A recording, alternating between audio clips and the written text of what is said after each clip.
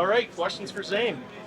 Zayne, how does it feel? I can't get a smile on my face, so I feel great. A little stressful going into it, but I'm super happy now. Do you think back to everything you went through and building you to this point? Just who are you thankful for in your development to get to this point in time? Everyone. I mean, it takes an army, right? It takes a village to raise a child. That's the saying, and I have so many people to thank. I'll try and list them off right now. Obviously, with Don Braid, Duncan Dolmeo, Sergei Samsonov, Mackenzie Braid, and everyone I skated with, and obviously my agents and my family. So a lot of people to thank. I can't get to all of them, but they know they're out there. Zane, what about what's it like sitting there watching the first few picks and maybe was it anything as you had imagined it? No, no. Honestly, I thought it was a lot less stressful, and but leading up to the pick, I had a feeling that I might end up in Calgary, and when it did happen, the feeling before I kind of knew, and those 30 seconds leading up to it, I was smiling. So it feels great. What gave you that? What gave you that feeling? What were the conversations like with them getting in? At the combine, I had a really good talk with them. I think they told my agent that I spoke pretty well in my interview, and I did a good job. So they told me that there's interest coming into this draft, and obviously they ended up taking me. So pretty good gut feeling.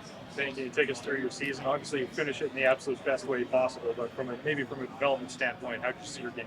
I think I took steps in the right direction every day.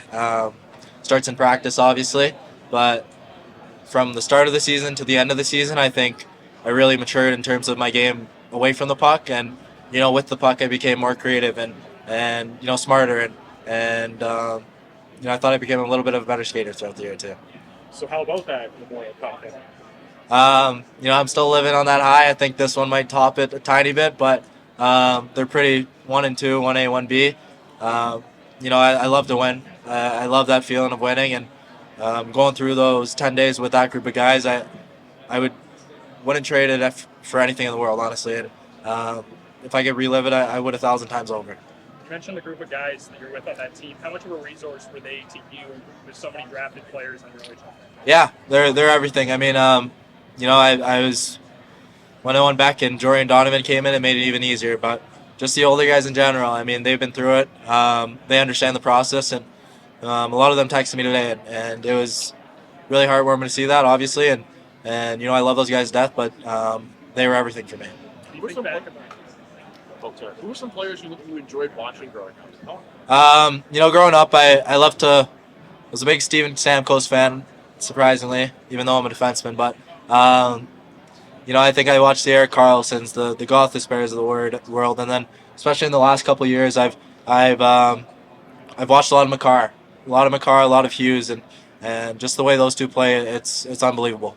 What's it been like? Obviously, you're more models, a more offensive type, but we've seen more and more of these dynamic offensive defensemen kind of take over the NHL. What's it been like for you as a young player, seeing those guys kind of become the standard in the NHL as defensemen? Yeah, I love it. Honestly, I think that's the type of player I am. I think I'm a creative kid with the puck, and I like to express that. So, in terms of the way I play, I like to be creative and make plays on the blue line, and the fact that that's grown in the game, I love it. I mean, I think it's the next wave of generational defensemen, and you need your defenseman in the play to contribute. So, I love to make an effort and help my team win. When you think back to Saginaw, Chris Lazary, what have they meant to your development, the team, and all the hockey ops staff to get you here? Yeah, coaching staff was everything this year, especially, and with Chris Lazary, Jake Grimes, and Garrett Rutledge, and obviously the rest of the staff. The amount of talks and questions I've asked them is absurd. It's you can't count that, and the feedback they've given me, it's been awesome to help grow my game. And Dave Drinkle's put trust in me from day one. Brian Proud, obviously, too. So big credit to those guys, because I wouldn't be here without them. I wouldn't be playing in Saginaw in the first place. Just getting a chance to talk to you a month ago, you talked about the amount of game tape that you watched it yourself to look at areas you needed to improve on or wanted to improve on.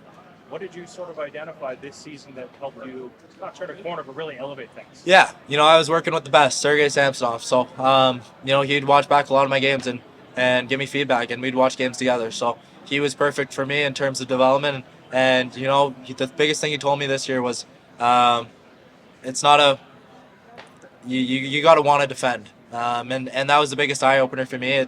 It's sometimes I'm going in there a little straight legged, trying to just anticipate the play, but he kind of told me to be quick. Close on guys quicker and don't wait and overthink things.